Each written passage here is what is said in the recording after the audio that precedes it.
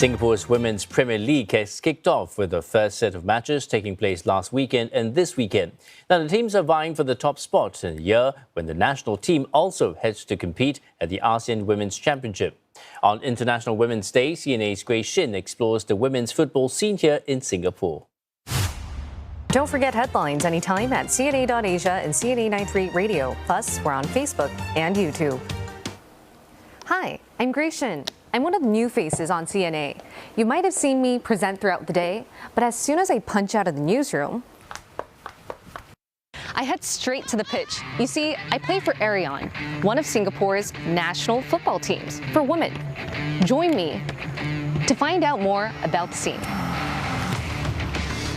Interest in women's football has been rising in Singapore. Attendance at the Women's Premier League matches went from 4,000 in 2022 to nearly 6,000 in 2023. The increased exposure means domestically, the race is on to shine bright. And Arion head manager Ming Rong has high expectations. Most importantly, what I want from you is, number one, it's the same as life, right? You have to be committed, and that's most important. With commitment and discipline and our training program, I think you'll be a very good footballer in no time. Internationally, the Singapore Lionesses are flying the flag high. The national team has qualified for the MSIG Serenity Cup 2025 and will be playing the 2025 Southeast Asia Games in Bangkok. In other words, Coach Karim bin Charifa has a long year ahead. I have a lot of hopes for the team. For the last 2 years, we are working with a group of young footballers, and I think I can see a lot of passion, a lot of dedication, despite the challenges. Coach Karim's right hand is national team captain Rosnani Osman. And if you thought being the captain of a team is difficult, spare a thought for Rosnani, for she's also the captain of Albirex.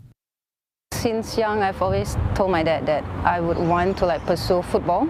I mean, back then I didn't know how important it's gonna be. It's just for fun. But then as I grew older, it became part of me, and it's something that I can't let go. So I told them about it. Especially my dad was very supportive, but my mom wasn't. But throughout the years, she started to getting the hang of it, of me playing and competing, living for overseas competitions or training camps. And because football has just been very helpful in terms of managing my stress at school, or something that I can get away from. And having the support from parents is very, very important to me. It's like a blessing to be able to do what you want to do and also have them at the back of your mind. While all teams gun for the top, only one team feels the additional pressure of retaining the championship. That would be the Lion City Sailors. At age 32, vice captain Ho Hui Shin is one of the eldest players on the team. Aside from experience, her age makes her a big sister for younger players.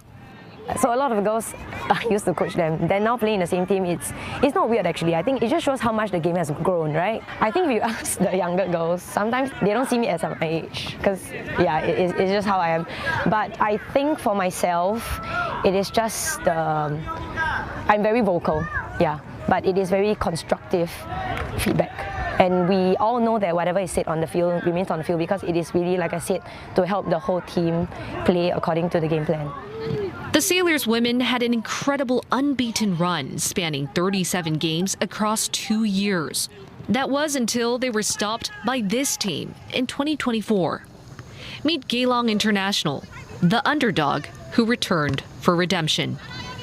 The team went from second last in the table in 2023 to finishing third last year.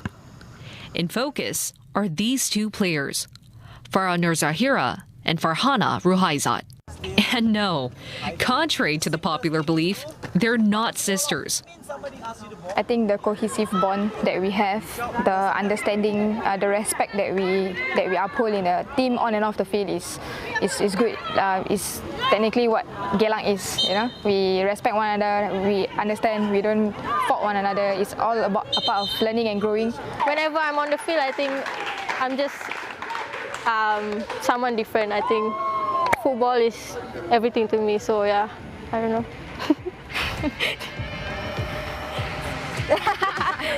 she shows by she shows herself by scoring a lot of goals.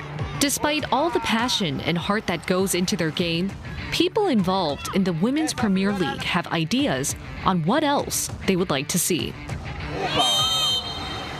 In order for us to really grow the game, the league itself must be competitive, and for that to be competitive, the players must have the facilities that can help them become better. Yeah. They have to show support for us, just by coming down to watch. There are people actually who want to watch the game, but sometimes it's a bit far. So with a live stream channel, I think that's going to help. I think those who feel that women's football are like lower class than men's football, I think they should come and see for themselves and look at the intensity they're actually playing. Put themselves out there, yeah. Put yourself out there in football. Don't be afraid. Just do it, because you live life once. So. The Singapore Women's Premier Football League is now in action, and regardless of what color uniform they wear, the players here are determined to fly the flag high for women's sports.